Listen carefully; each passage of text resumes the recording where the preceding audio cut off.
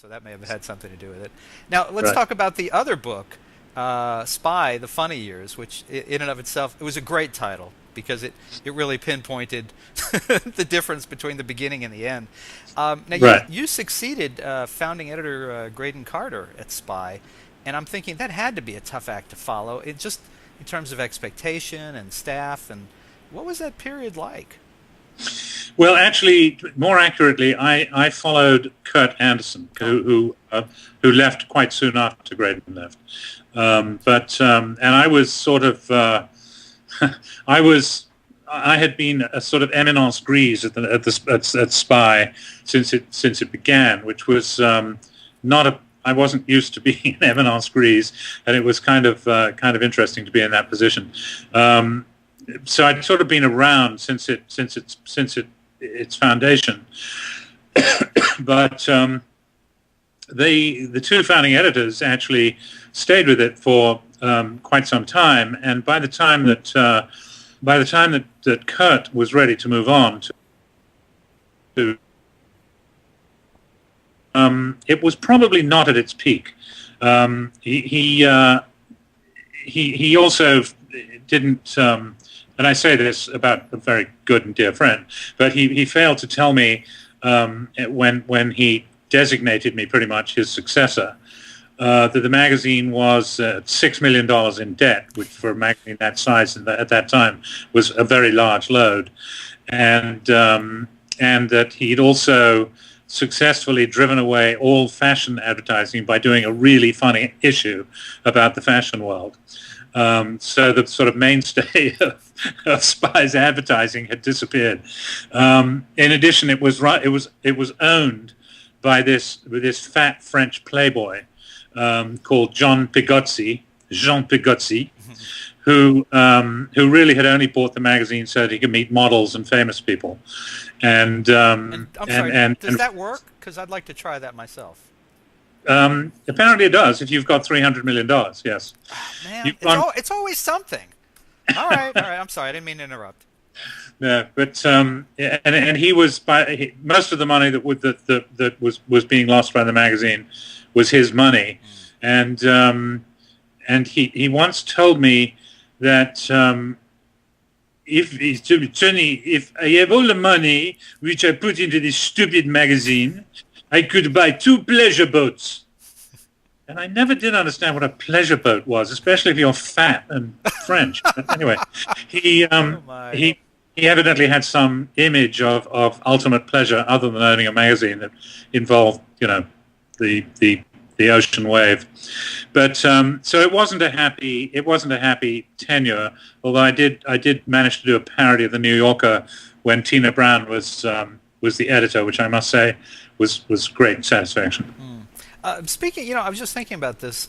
One of the things that Spy was famous for over the years, and this, of course, started before you took over as editor, was its swipes at Donald Trump. And here we are.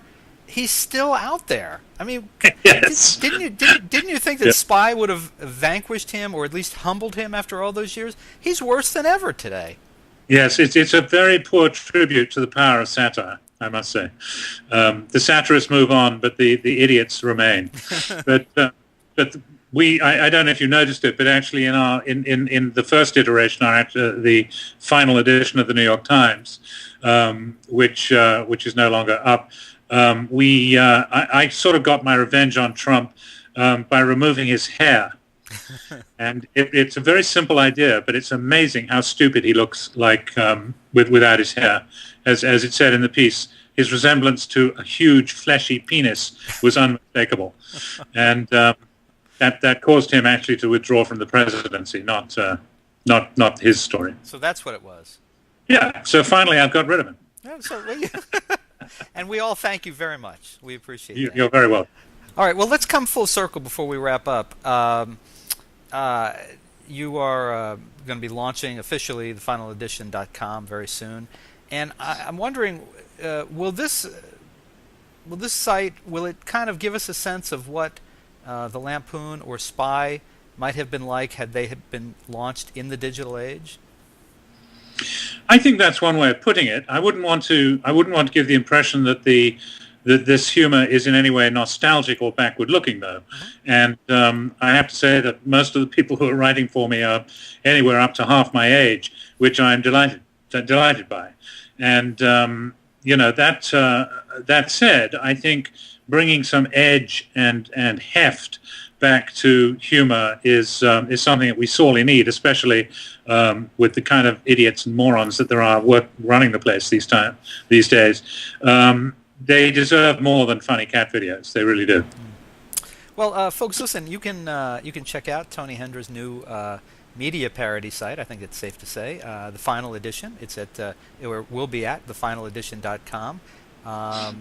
And of course, he's the author of many books. He was former editor of National Lampoon, Spy. He was in Spinal Tap. And Tony, have you?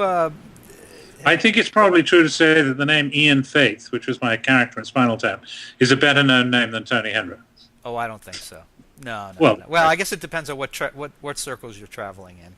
Yeah. No, Tony Hendra means a lot more to me than Ian Faith. I will be honest with you. Maybe I'm in the minority there. Thank you, Bob. I'll come on the show anytime you want. That would be lovely.